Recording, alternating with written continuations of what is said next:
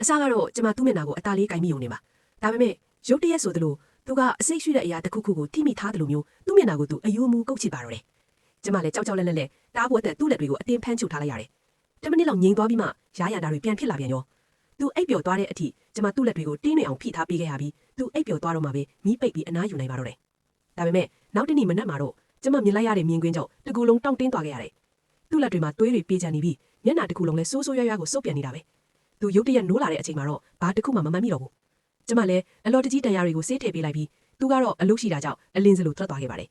အစကတော့ဒါကိုတိတ်ပြီးအရေးကြီးတယ်လို့မတွေးမိခဲ့ဘူးဒါပေမဲ့မိဖို့ချောင်းထဲမှာမနှက်စာပြင်းဖို့သွားတဲ့အခါကျမ်းပင်ပေါ်မှာအခန်းထဲအထိတွေ့တဲနေတဲ့တွေးချရာတွေကိုတွေ့လိုက်ရတယ်အဲ့ဒီချရာတွေနောက်ကိုလိုက်သွားကြည့်တော့ကျမတို့ခွေးတွေကကုတင်အောက်မှာတုံတုံရင်ရင်နဲ့ပုံနေတာကိုတွေ့လိုက်ရတယ်တခုခုကိုအရန်ကြောက်နေတဲ့ပုံစံမျိုးပေါ့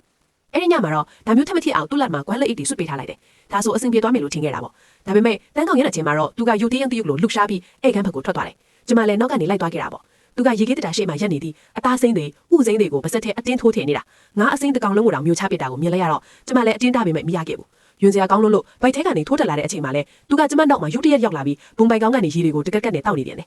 ခွေးလေးကလည်းကြောက်လက်တကြားနဲ့ဥနေတော့တာပဲကျမသူ့နဲ့အတူအိတ်ခမ်းလေးကိုပြန်ဝင်လာတော့သူကပတင်းပေါက်ကိုဖွင့်ပြီးခုံချဖို့ပြင်နေပြီကျမအတင်းဆွဲချလိုက်တော့သူ့ခေါင်းကအကျန်းပြင်းနဲ့စောင့်မိပြီးအဲ့ဒီတော့မှသူနိုးလာတယ်သူဘာတွေလုပ်ခဲ့မှန်းသူကိုလည်းမသိဘူးနောက်တနေ့မှသူ့ကိုဆေးရုံခေါ်ထားတော့ဆရာဝန်ကဒါအိပ်ပျော်နေရင်လမ်းလျှောက်တတ်တဲ့ယောဂ sleep walking လို့ပြောတယ်ဆေးတောင်ရင်တက်တာသွားမှာပါတဲ့အိမ်ပြန်ရောက်တော့ကျမတို့ကအထက်မြက်တဲ့အရာမှန်သမျှကိုတင်းစီးလိုက်ပြီးပြတင်းပေါက်တွေကိုလည်းလုံအောင်ပိတ်လိုက်တယ်သူလည်းဆေးတောက်ပြီးအိပ်ယာဝင်ခဲ့တာပေါ့နောက်တနေ့မနက်မှာသူအိမ်မောကြနေတာညင်တော့မှကျမစိတ်အေးသွားခဲ့တယ်ဒါပေမဲ့ကျမမျက်နှာတိဖို့ထားလိုက်တဲ့အချိန်မှာတော့အဲကန်တစ်ခုလုံးဘရုတ်တုတ်ခတ်ဖြစ်နေတာကိုတွေ့လိုက်ရတယ်ရေခဲတတာတကားကိုဖွင့်ကြည့်လိုက်တဲ့အချိန်မှာတော့ကျမတို့ရဲ့ခွေးလေးဟာရေခဲတတာထဲမှာအေးခဲပြီးတေးဆုံးနေတာကိုတွေ့လိုက်ရပါတော့တယ်အဲ့ဒီမြင်ကွင်းကကျမကိုအရန်ကိုတုန်လှုပ်ခြောက်ခြားသွားစေခဲ့ပါတယ်